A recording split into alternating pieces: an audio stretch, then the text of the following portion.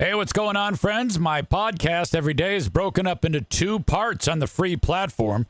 The first part, Act 1, is right now. When it's all done, go right on over to Act 2 to get the second half of the podcast. Thank you so much for checking out my show. And hello to you all. Welcome in to the Eric Zane Show podcast. Daily show where I discuss news, nonsense, and my personal adventures from right here in the Impact Power Sports studio. Impact Power Sports, found at impactpowersportsmi.com. They are amazing. Thank you so much to them for being part of the show. You can also head to their showroom, which is in Rockford, Michigan. And this is a great time of year because big sales on all side-by-sides, UTVs, ATVs, even an e-bike for Christmas. My God, all that stuff. Maybe even a go-kart. God, I would have loved to have a go-kart when I was growing up. We didn't have anything, man. Dad had a good job and made pretty good cheddar. You know, I think Dad probably made, I don't know, $60,000 to $70,000. Maybe $80,000 at his peak. But that's like 1974. 80,000 in 1974 to today.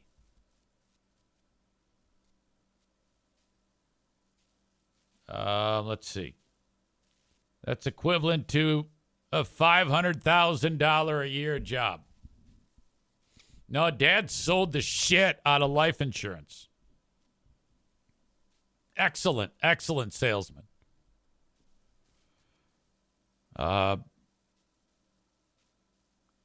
Kenny's birthday is today. Happy birthday to Kenny. You know we love birthdays. I think every day is kind of like happy birthday for Kenny. Oh, it's not. It's technically not, but I just wanted to point it out anyway. Anyway, back to Dad. Yeah, Dad would go out and he'd sell like tons of life insurance and they'd pay him big cash. And I even have newspaper clippings from the intra-office publications. He's like the Wolf of Wall Street for the insurance industry, minus the corruption. And then it kind of all went weird because him and Mom got divorced in 1978. Now, I don't know what happened, but all I know is my mom didn't really have any money, and then my dad suddenly didn't have any money. So you'd think that if you got divorced, like, it would be okay if you're making that much cheddar. But no, it's like those two were destitute, both of them. It's like the marriage put them in a bad spot.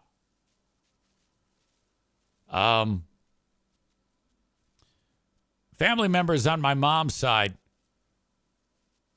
were quick to point out that my dad was a deadbeat in child support. And I do not believe that. I don't believe any of the shit that's said about my dad. You wouldn't believe how divisive this divorce was. It was so fucked up. My God, it was bad. There was a lot of messed up shit. Something that an 8-year-old shouldn't experience, you know? At the time, I didn't realize, how bad it was. But looking back on it, it was really, really bad. When a kid's just 8, God damn, I cannot imagine that. If any of you are going through that, oh, fuck. If there's a better way out, reconcile, figure it out. Jesus Christ. Jason Thierry is here. He is known as J-Dog Sparky. Sorry, I just doxed you. He's got the day off, I guess.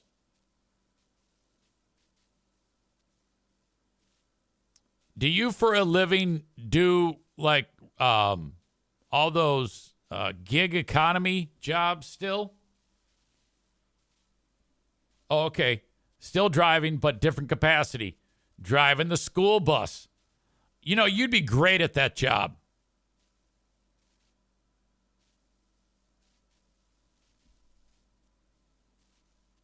You really would. You would be fantastic at that job. I'm glad you're doing that job.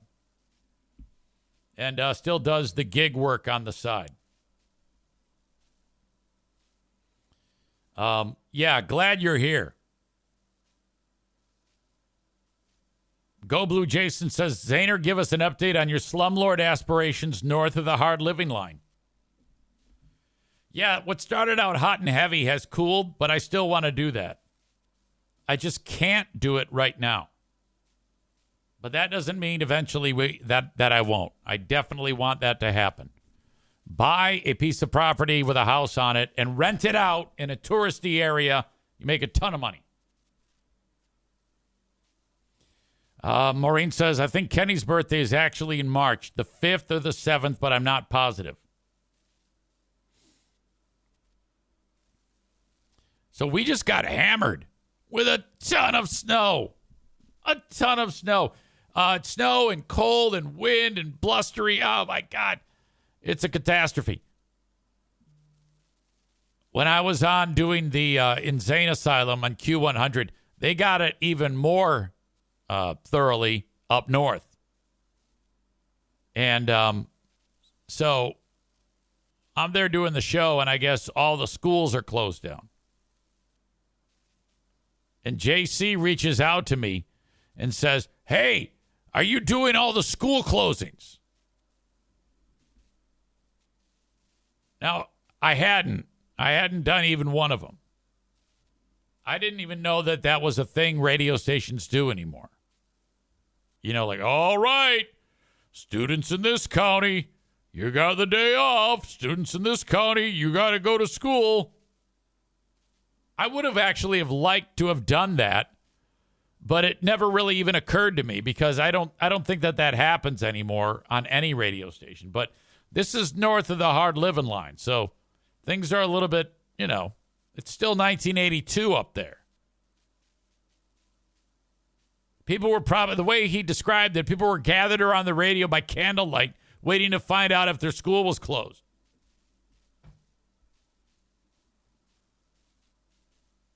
So when he said, hey, EZ, did you do all the school closings?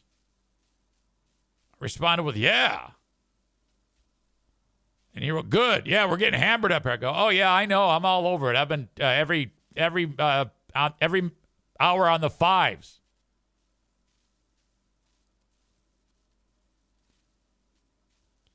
Kenny adds north of the hard living line where they don't have internet, apparently. Nobody needs that mentioned on the radio. Precisely. Without a doubt. But still, it was discussed. So now schools are closed. Pooh Bear is here. This changes my day dramatically. Because being that I am responsible for the dogs, I mean, that's a pretty fair amount of time to get them ready, get them out, get them back in the house. And especially this time of year because they have to all get on their sweaters and I have to bundle up and put my stupid boots on. And it's a shit show outside and it's fucking freezing. It's a nightmare. So that is this is like a Saturday for me now that I don't have to do that. I mean, she can do her thing. I mean, not that I won't do it. I'm just saying it makes all of this easier. Bob says, did he fix the tower light yet? That was asked yesterday, but I don't know who asked it. So I don't know because I haven't been up there to Q100 in a couple of months.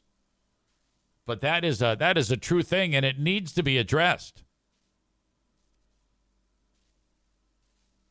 So you've got this tower at several hundred feet high. And I wandered outside of the radio station to talk to the deer and the turkeys and puff on a Newport. And I turned around and I took one look at the tower. I go, what the fuck? There is not one light on that tower that's illuminated. That's a huge no-no, massive fine. Not to mention, we're just a hop, skip, and a jump up there away from the largest National Guard base in the U.S., where at any one time there's like 25 birds in the sky. You don't want to have your tower unlit. Remember there was that clip of a helicopter that went into a tower somewhere not that long ago? I sent that to Ding Dong. And I said, dude, this is going to be you. Because that tower didn't have it was the same thing. Some jackass didn't have the tower lights fixed, so it was dark. Fucking helicopter hit it. Everybody died. Dude, this is going to be you. And I got the old, it's not that easy.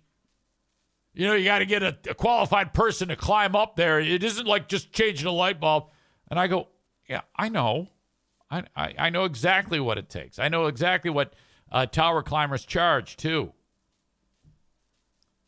It's a lot of money to get them to do that because it's a huge risk for them to go up the tower.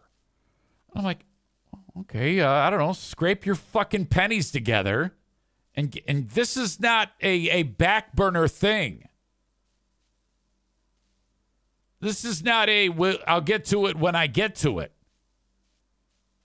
This is HOT, hurry on this.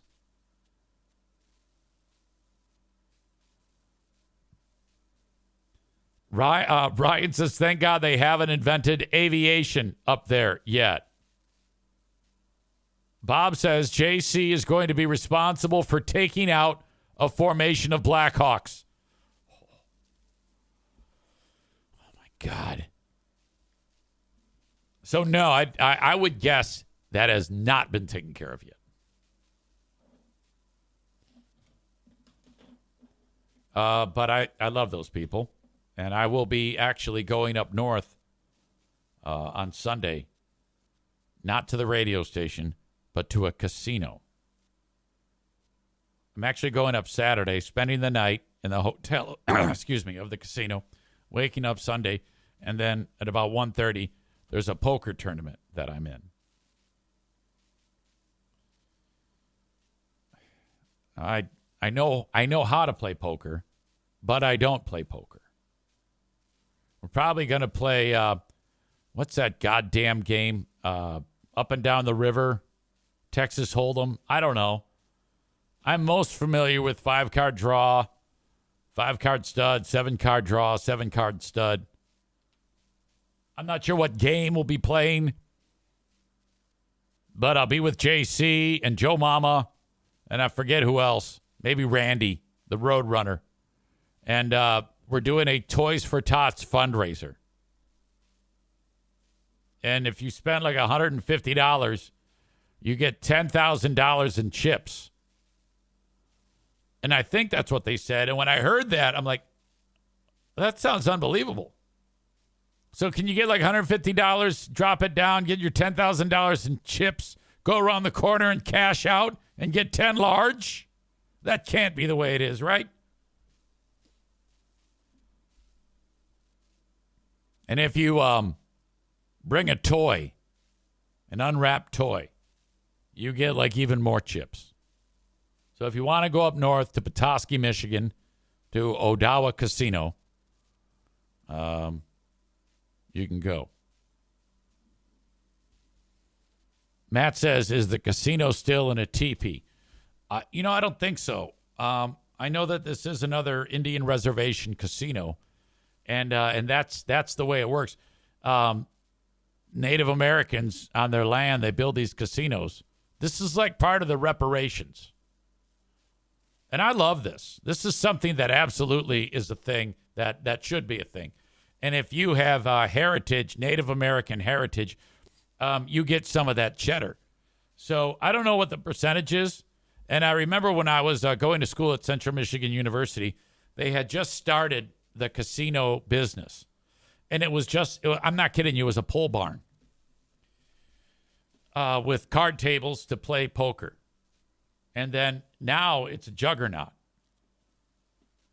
There is a certain percentage that if you have Native American in you, and and you live, I believe you have to live on the reservation, you then are entitled to a certain amount of money generated by the casino. This is the way the United States is trying to compensate people of Native American heritage who were whose ancestors were murdered in the American genocide. Some of you are like, wait, what? No, that's true. That actually happened. I was talking with Madison about that. And, she got quite an education now. I don't dare get into an argument with her.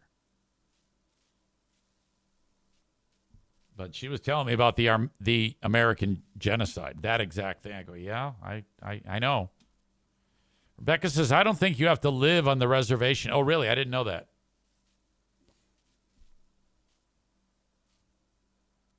Maureen says, make sure you wear sunglasses while you play, EZ. Short Fuse Linda says, my mom visited the casino in Mount Pleasant more than she visited me. Linda had several impactful moments on yesterday's Ben and Eric Patreon podcast. We had a very interesting moment, probably the most interesting, entertaining moment on the podcast last night on Patreon. And it was when we were discussing Nick the electrician, or Arena Nick, as he's sometimes known. Or maybe we should call him Casanova Rick.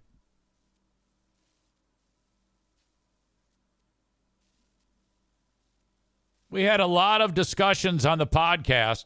He's known as ArcFlash480 in the chat here. And Nick has been chit-chatting with the ladies online.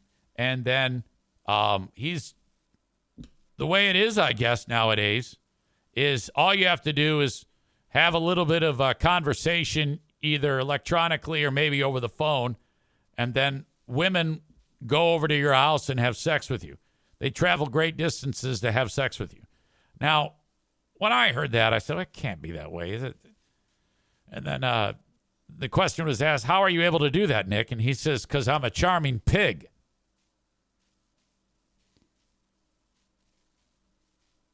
In fact, it may be that a new segment was birthed.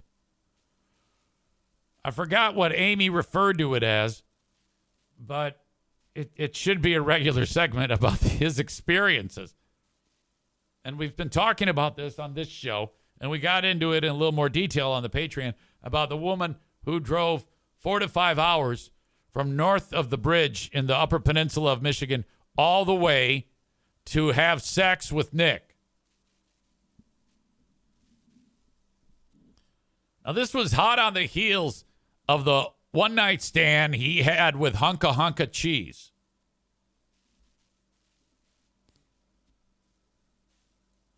It was, the title had something about a hard living line dating update with Nick.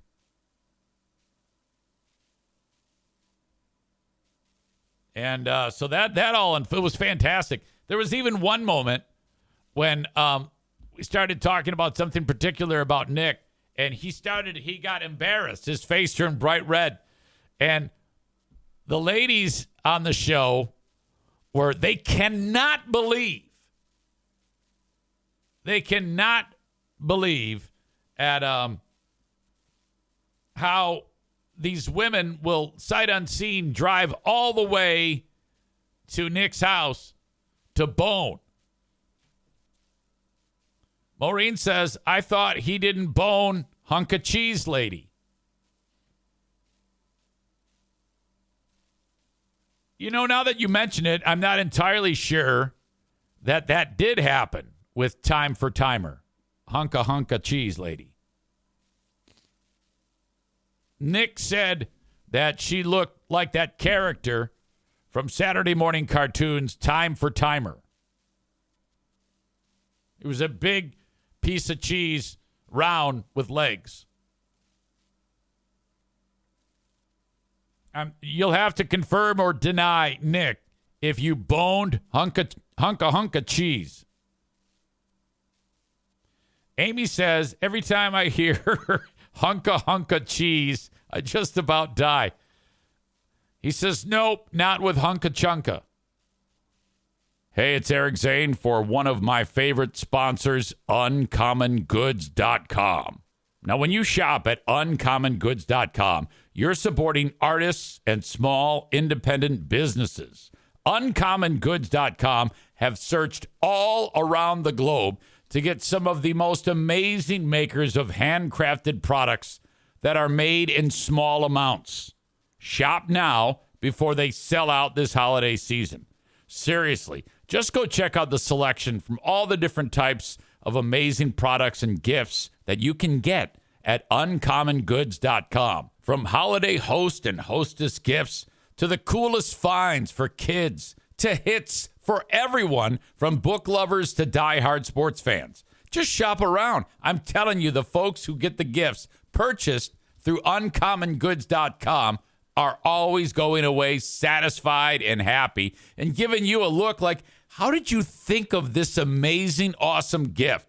Basically, all you need to do is go to uncommongoods.com, and I'm going to give you 15% off your next gift. All you have to do is go to uncommongoods.com/Zane.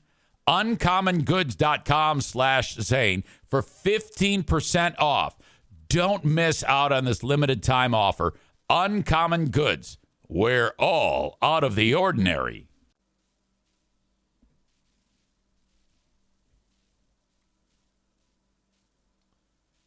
Tyler says the internet has made random boning easier than ever. You're not kidding.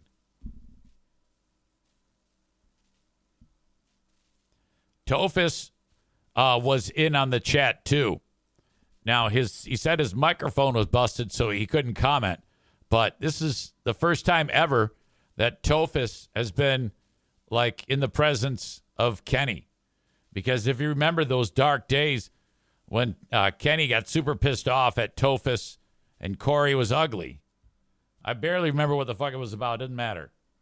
Oh, it was about the smile incident. No need to rehash that. But those two were together, and everything was all good. And then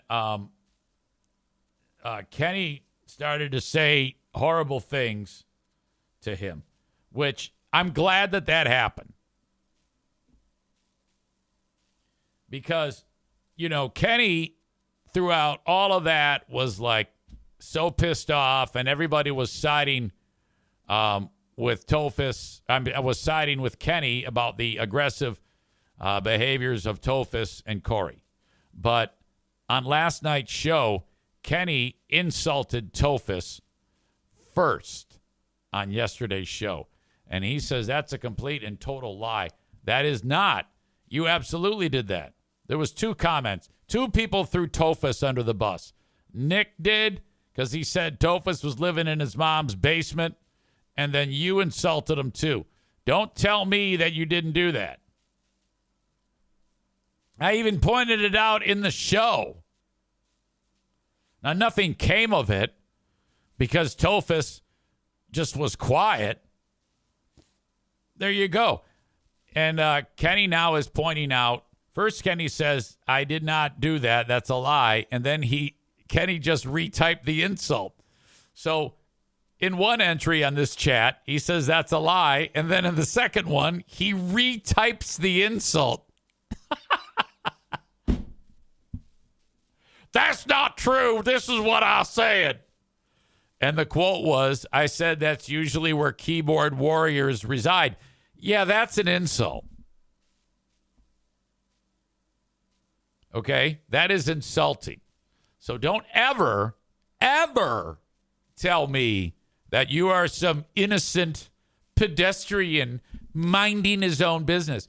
You absolutely tried to restoke that fight last night. Don't you ever try to tell me otherwise. You just admitted it.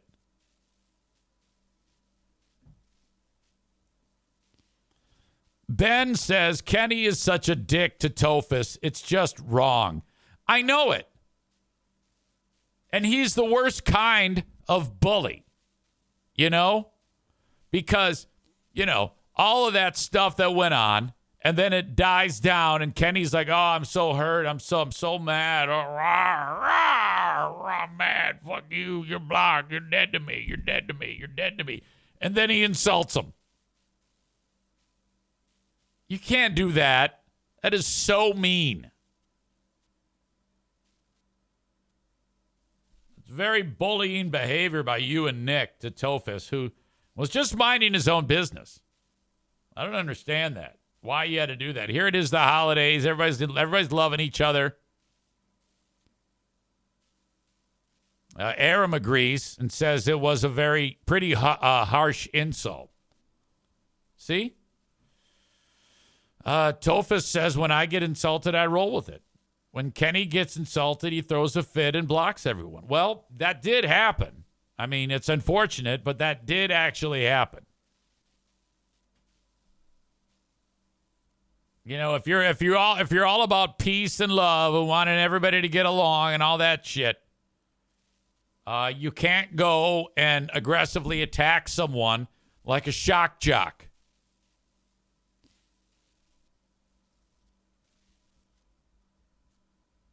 Aram, who was kind of like the voice of reason on this show, he says everyone was having a good time and Kenny made it awkward.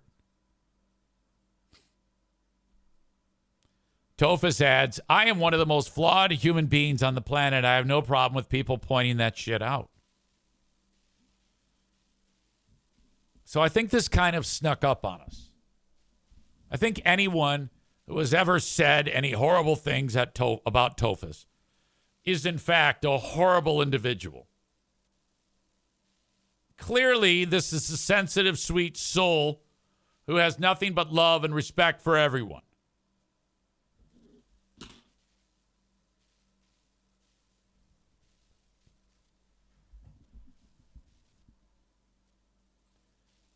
Big Fraud Wednesday didn't end there, though. In addition to talking about Nick's sexual exploits, and every woman in that group, and I think I was blown away with Nick raw dogging some strange. Numerous questions. It was a Q&A. Thus, a new segment may have been born.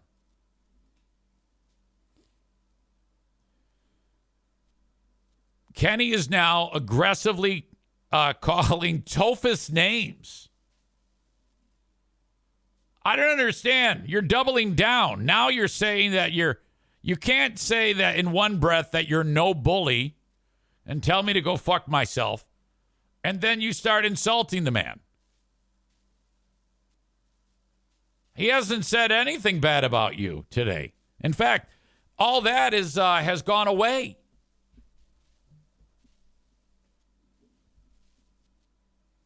He says, Tophus is a dick. He fills up the chat with hatred every few days. I don't miss him one bit.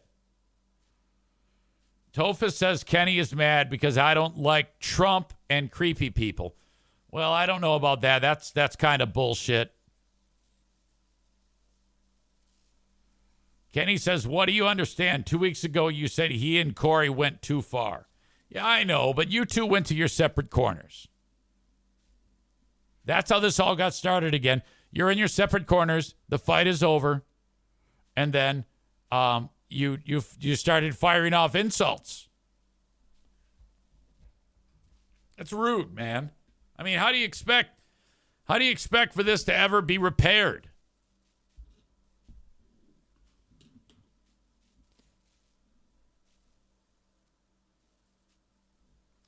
Chris says he changes the topic. Thank you, Chris.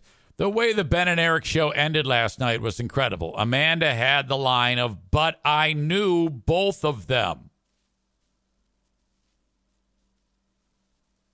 You must check this out.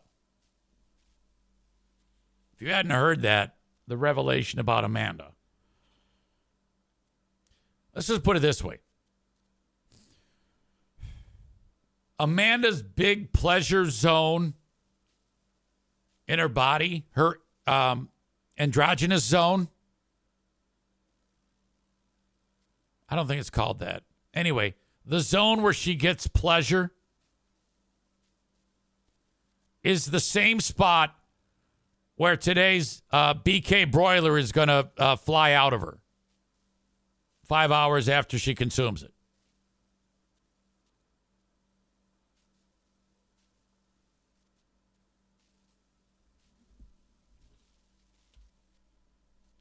It's time to reach out to Kyle from a company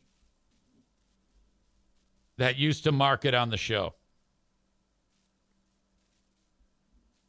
This is very important that we do this because we've established some weirdo superstition that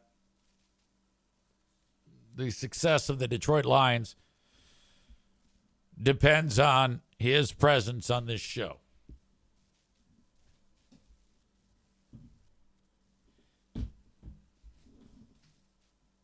So let's do that.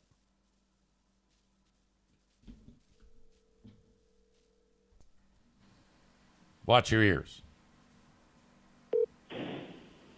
Exxon. Oh, hey, how are you?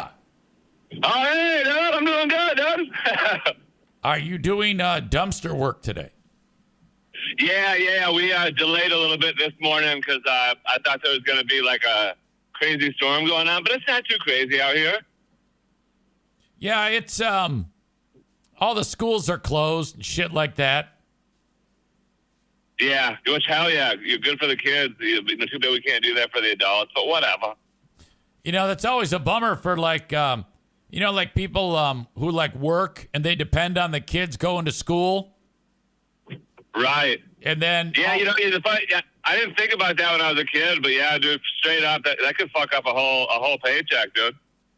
Now, when I was growing up, I didn't have to worry about my mom waking me up because when I woke up, everybody was gone and I had to like get myself off to school. Oh, shit. Oh, yeah. Well, hell yeah. At a young age because my mom and dad broke up and my mom had to get a job. It was fucked up. Oh, shit. I see. Yeah, that's a whole thing of trauma right there, dude. But the good news was I had a deep enough voice that if I didn't want to go to school, I would just call the school and say, yeah, this is Eric's dad. He's not going in. Yeah, dude. It was fantastic. Yeah, I tried when I was in elementary school, I tried the classic thing where I was like in trouble for something and I signed the paper as my parents and I got fucking busted. But, I tried it. I've got people in the chat here, Kyle, saying, thank God he answered the phone because they don't want to fuck up the karma, what we got going with our Detroit Lions. I did straight up 10 weeks in a row you called me and 10 weeks in a row we fucking won, dude.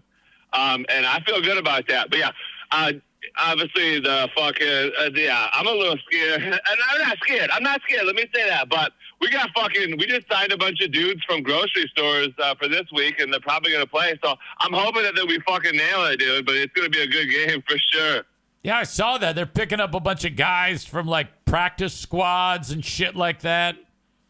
Yeah. And some of them, two of them are older dudes, but, like, were formerly pretty fucking good. So I'm hoping they can, I hope Dan Campbell just, like, fucking ignites some youthful fucking stuff in them, dude, and they just fucking go nuts. Yeah, I'm pumped, dude. It's a primetime game. We're going out to Uccello's on fucking Lake Michigan, and a bunch of people are going to watch the game. So it's going to be cool, dude.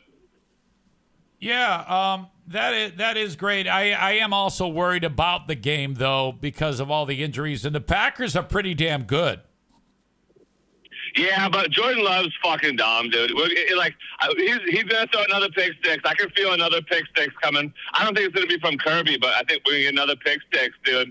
And I think it's gonna be relatively close. The Bears game, I mean, That was just a fucking. You could not convince me that either Vegas or the fucking like NFL execs were like, hey, we got to make this game good, because there was fucking. I never seen so many holding penalties on the Bears that just like were ignored in my fucking life, and then all that crazy shit that happened. They're just trying to make it a good game, dude. But I was not worried about that so much, but this is going to be a good game, dude. This is going to be fucking like. I'm gonna say we're going to win by 6 points, dude. Okay, now so when you were watching that Bears game, so after that guy got sacked, that quarterback, Caleb Williams, they still had plenty of time and a timeout, and then it got weird. What were you thinking as that unfolded? Well, Dave, let me set this fucking setting for you here, right? So it's Thanksgiving, so I'm at my parents' house, right? And so I don't generally watch Lions games with my dad. Well, I did a lot when I was a kid, right? But my dad would get fucking pissed, dude. I just remember that from my childhood, dude. If the Lions are doing bad and or we're getting screwed by the refs, he's like, I'm turning the fucking thing off. You know what I mean? Just like one of those dudes, right? Yeah. So. And I have my own family. I can watch the games however the fuck I want. So, like, I just keep it chill or whatever, right? But, so we're at my parents' house, so I'm thrust back into that environment, right? And, of course, shit's going wrong for us. So my dad's getting fucking pissed, right? So then I'm getting pissed, right? Because now I'm older. Like, I'm the age of him when I was a kid, right? So, I'm getting pissed, right? And, like, I can feel, like, this energy flowing through me. So then it's like, you know, I'm uncomfortable, and then, like, when that whole sequence happened at the end, I still had, like, some angst inside of me. But then I'm like, now, mind you, there was, I think, 9 kids there, right? But I'm, like, in the living room, I'm like, what the fuck are they doing? Like, up to the Bears. Like, I'm saying to the Bears, I'm like, what the fuck are they doing? They're wasting so much time. And then they did that last play, and, like, they fucking threw the incompletion. I was like, that's fucking game. And then my Blue was like, hey, like, what are you doing? And then, like, my sister ran in and was like, will you shut up? Okay, and I was so like, you were actually saying the bad words in front of all the kids. oh yeah, dude, I don't give a fuck, dude. I was fired up, dude. Oh shit. I mean, game. It was so. I mean, like. It was not like we've been blessed with like beatdowns where like you can just be relaxed the whole fucking game. But I was on pins and needles, dude, and so that energy had to get out of me somehow, and it came out in the form of fuck and damn and stuff. Yeah, that was fucked up. I thought for sure they lost it. You could just sense it. Last time I felt that way was San Francisco NFC Championship game. I said, oh fuck, all the momentum, we're fucked. We are. I know, fucked. Dude. It was fucking, I mean, okay, if the whole game was close, that'd be one thing, but, like, we went to prison for raping them in the first half, dude. Like, they were fucked in the first, dominated the first half. And then it was like, what the happened, dude? Like, we obviously know their coach has joined Jared Goff on the Astro plane. Their coach is retarded, dude. So, like, what speech could he give at halftime, or what adjustments could they make to, like, suddenly start beating our ass? So that's why I was on pins and needles, dude. 'Cause, like, that first half, I was riding high, dude. I was having a good old time, dude. I think, the fact that it could have easily have been like 42-0 at the half, and it was only 16-0. Yeah, dude. That would have been better. Yeah, it was just one of those games. But yeah, hopefully we got it out of our system, and we fucking the Packers are just going to get fucked up tonight by 6. All right, so you're going to stay up and watch it. Oh, hell yeah, dude. I'll be up all fucking night, dude. I'll be at Uccello's, and I'll be drinking, like, a lot of, like, or Coke or Pepsi, whatever they have there, because I won't be slamming brewskis. So I'm going to have, like, a caffeine content that could kill a small child inside me. So I'll be up late, dude. And this is the Uccello's on Lake Michigan? Yeah, hell yeah, dude. All right, Stevie said she might come see you. Oh, hell yeah. Yeah, tell her to come on by, dude. We're going to have a bunch of dudes there. We're going to be having a good time. She has white hair. She looks like a cute version of Gandalf from Lord of the Rings. No, yeah, we dropped off a dumpster for her before. I know what she looks like. Okay. All right. Anything else that we need to discuss, family-wise, friend-wise? I don't know. Anything at all that you want to get off your chest? It's let me think about this here, Zane. It's been actually it's been like a pretty good little 2-week span that nothing fucking crazy has happened to me. Oh, I will say this. I will say that you know, and this is not an original thing to say because every year everybody always says it. But of course, the first day it snowed. You know, I live by Grand Valley, which is where all the dumbass college girls live. And I fucking that first day it snowed, I was driving up Fillmore, Cottonwood to Fillmore to get up back, you know, on the backside of Grand Valley. Right. There were so many like 18 to 21-year-old girls in the ditch, dude. And there was actually right by 36th Avenue on Fillmore there was actually two girls with the same exact car in the same ditch, like 10 feet from each other. It was fucking wild, dude. It was just like I don't think I've ever seen that many people in the ditch on the first day of the snow. And I was just laughing, dude. I'm just like, you gotta be fucking kidding me, dude. I think that of all the things on the planet, especially in the U.S., you know how it's all like equality, equality, equality. Like a lady can do this just as good as a man. Not at driving, dude. No, not at driving. The asterisk is they excel at everything even better than men in most scenarios. I would agree with that. At women, at driving, women are a pile of shit. Straight up, like, hey, if I need someone to make me a list and then make sure I'm doing that list, give me a woman. But if I want to drive somewhere, I'll sit in the fucking driver's seat. Oh, yeah. You are rolling the dice with your life if a female is driving. And now there are exceptions, but 99.99% of them suck shit. I know. It's actually, when I was leaving the house this morning, Blue was looking out the window, and she was like, yeah, I'm not going to work today. Because she can work from home, like, a lot of the times if she needs to. So she was like, I'm working from home today. I'm like, yeah, that's my girl, dude. That's what I'm talking about. Yep. All right. I'm gonna expand on that point here in a second, but thank you as always. Go Lions, and we'll reconvene. Yep, I love you guys. I'm saying 30-24 Lions, baby. All right, I got it down. All right, sounds good. Okay. All right, love you guys. Deuces. See ya. That's Kyle from a company that used to market here. All right, that is Act 1 of the podcast. Act 2 is available right after this one. Go check it out. What are you doing? Don't miss a second of it. Thank you so much.